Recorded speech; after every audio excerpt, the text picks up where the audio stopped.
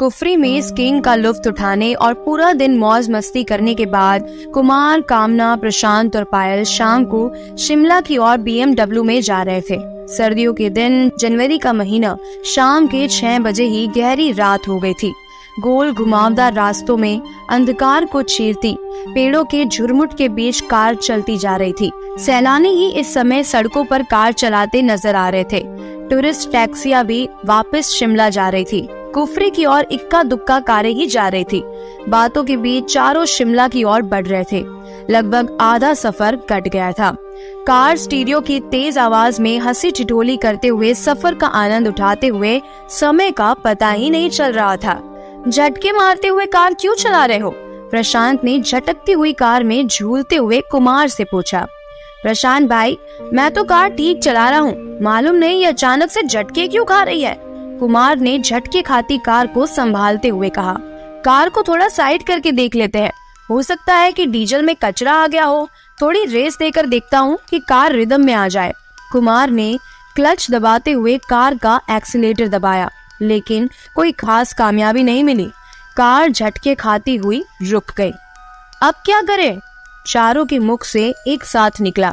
सभी सोचने लगे कि काली रात के साए में कुछ भी नजर नहीं आ रहा था। सोने पे सुहागा तो धुंध ने कर दी थी। धीरे धीरे धुंध बढ़ रही थी। ठंडक भी धीमे धीमे बढ़ रही थी। कार सड़क की एक साइड पर खड़ी थी। इक्का दुक्का कार टैक्सी आ जा रही थी। प्रशांत, बाहर निकलकर मदद मांगनी पड़ेगी। कार में बैठे रहने से कुछ नहीं होगा। कार तो हम चारों को चलाना आता है, लेकिन कार के मैकेनिक गिरी में हम चारों फेल हैं। शायद कोई कार या टैक्सी से कोई मदद मिल जाए। ये कहकर कुमार कार से बाहर निकला। एक ठंडे हवा के तेज झोंके ने उनका स्वागत किया। शरीर में झुरझुरी से फैल गई। प्रशांत भी कार से बाहर निकला। पायल और कामना कार के अंदर बैठे रहे, क्योंकि ठंड कुछ ज्यादा ही थी। दिल्ली निवासियों कुमार और प्रशांत की झुरझुरी निकल रही थी। दोनों की हालत दयनीय होने लगी। थोड़ी देर खड़े रहे तो हमारी कुल्फी बन जाएगी, कुमार ने प्रशांत से कहा। ठीक कह रहे हो, लेकिन कर भी क्या सकते हैं? प्रशांत ने जैकेट की टोपी को ठीक करते हुए कहा। लिफ्ट मांग कर शिमला चलते हैं, कार को यहीं छोड़ देते हैं। सुबह शिमला से मैकेनिक ले आएंगे, कुमार ने सलाह दी। ठीक कहते हो, रात का समय था, गाड़ियों की आवाजाही भी कम थी।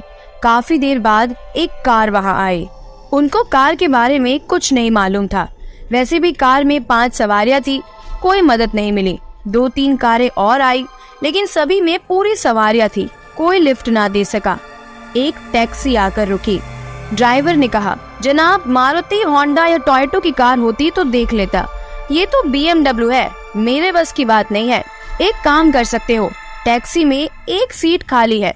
पति पत्नी कुफरी से लौटकर शिमला जा रहे हैं, उनसे पूछ लो तो एक बैठकर शिमला तक पहुंच जाओगे।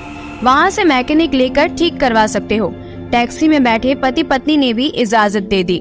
कुमार टैक्सी में बैठकर शिमला की ओर रवाना हुआ। प्रशांत कार में बैठ गया। प्रशांत, पायल और कामना बातें कर रहे थे और समय व्यतीत कर रहे थे। अब धुंध बढ़ती ही जा रही थी। थोड़ी देर बाद प्रशांत टॉयलेट करने के लिए कार से उतरा। कामना और पायल कार में बैठे बोर हो गई थी। मौसम का लुत्फ उठाने के लिए दोनों बाहर कार से उतरी। कपकपाने वाली ठंड थी।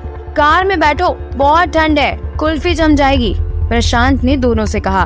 बस 2 मिनट मौसम का लुत्फ लेने दो, फिर कार में बैठते हैं ना, पायल और कामना ने प्रशांत को कहा। भूतिया माहौल है, कार में बैठते हैं, प्रशांत ने कहा। प्रशांत की बात सुनकर पायल खिलखिला कर हंस दी।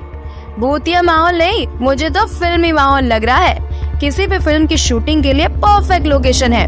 काली अंधेरी रात, धुंध के साथ सुनसान पहाड़ी सड़क, हीरो हीरोइन का रोमांटिक मूड और सेंसुअस सॉन्ग।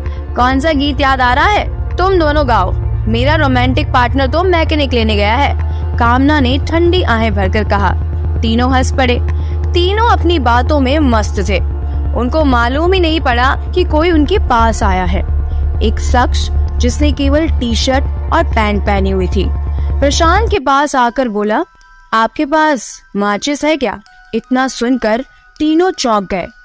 जहाँ तीनों ठंड में कांप रहे थे, वही वो शख्स केवल टी-शर्ट और पैंट पहने खड़ा था। कोई ठंड नहीं लग रही थी उसे।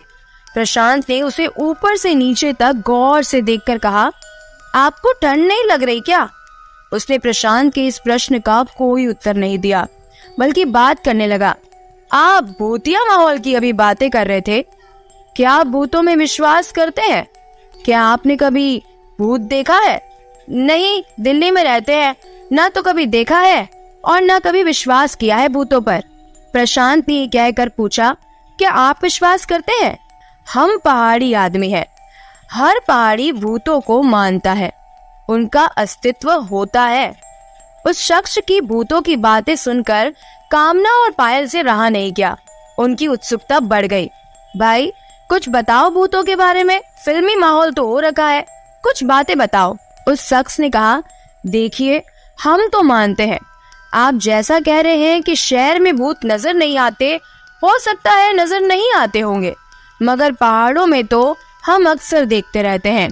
कहाँ से आते हैं भूत और कैसे होते हैं, कैसे नजर आते हैं? प्रशांत ने पूछा। उस शख्स के हाथ में सिगरेट थी। वो सिगरेट को हाथों में घुमाता हुआ बोला, भूत हमारे आपके जैसे ही होते हैं, वे रोशनी में नजर नहीं आते। होते कौन है भूत, कैसे बनते हैं? पायल ने पूछा। यहाँ पहाड़ों के लोगों का मानना है कि जो अकस्मात किसी दुर्घटना में मौत के शिकार होते हैं या फिर जिनका कत्ल कर दिया जाता है, वे भूत बन जाते हैं। उस शख्स ने कहा। क्या वे किसी को नुकसान पहुँचाते हैं या मारपीट करते हैं? प्रशांत ने पूछा। अच्छे भूत किसी को कुछ नुकसान नहीं पहुँचाते। अच्छा, मैं चलता हूँ, सिगरेट मेरे पास है, आपके पास माचिस है तो दीजिए, सिगरेट सुलगा लेता हूँ। उस शख्स ने कहा। प्रशांत ने लाइटर निकालकर जलाया। उस शख्स ने सिगरेट सुलगाई। लाइटर की रोशनी में सिर्फ सिगरेट नजर आई और वो शख्स गायब हो गया। लाइटर बंद होते ही वो शख्स नजर आया और तीनों के मुख से एक साथ निकला, भूत।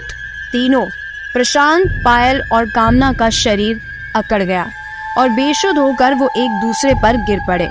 अकड़ा शरीर, खुली आंखें, लगभग मृतदेह के समान, तीनों मूर्छित थे। वो शख्स कुछ दूरी पर खड़ा सिगरेट पी रहा था। तभी वहाँ आर्मी का ट्रक गुजरा। उसने ट्रक को रुकने का इशारा किया। ट्रक ड्राइवर उसे देखकर समझ गया कि वो कौन है।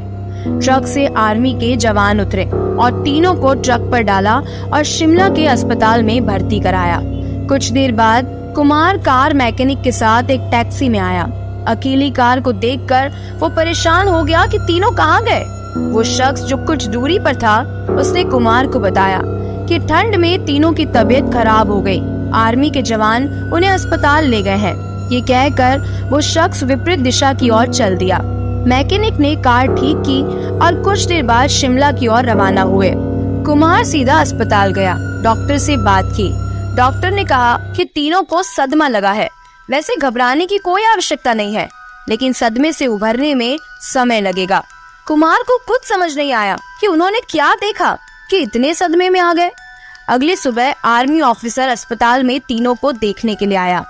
कुमार से कहा, आई एम कर्नल अरोड़ा, मेरी यूनिट ने इन तीनों को अस्पताल में एडमिट कराया था। कुमार ने पूछा, मुझे कुछ समझ में नहीं आ रहा कि अचानक से क्या हो गया। कर्नल अरोड़ा ने कुमार को रात की बात विस्तार से बताई कि वो शख्स भूत था जिसे देखकर तीनों सदमे में चले गए और बेसुध हो गए। वो एक अच्छा भूत था। अच्छे भूत किसी का नुकसान नहीं करते। उसने तीनों की मदद की, हमारे ट्रक को रोका और कुमार के वापस आने तक भी वो वहीं रुका रहा। शाम तक तीनों को होश आ गया। 2 दिन बाद अस्पताल से छुट्टी मिली और सभी दिल्ली वापस आ गए, लेकिन सदमे से उभरने में उन्हें लगभग 3 महीने लग गए। आज 7 साल बीत गए उस घटना को। चारों कभी भी घूमने रात को नहीं निकलते। नाइट लाइफ ही बंद कर दी उन्होंने। घर से ऑफिस और ऑफिस से घर, बस यही रूटीन है उनका। उस घटना को याद करके आज भी उनका बदन ठंडा होने लगता है। आपको ये कहानी कैसी लगी कमेंट करके जरूर बताइएगा। और हाँ, ऐसी ही और भी रहस्यमय कहानियों को सुनने के लिए चैनल से जुड़े रहिएगा।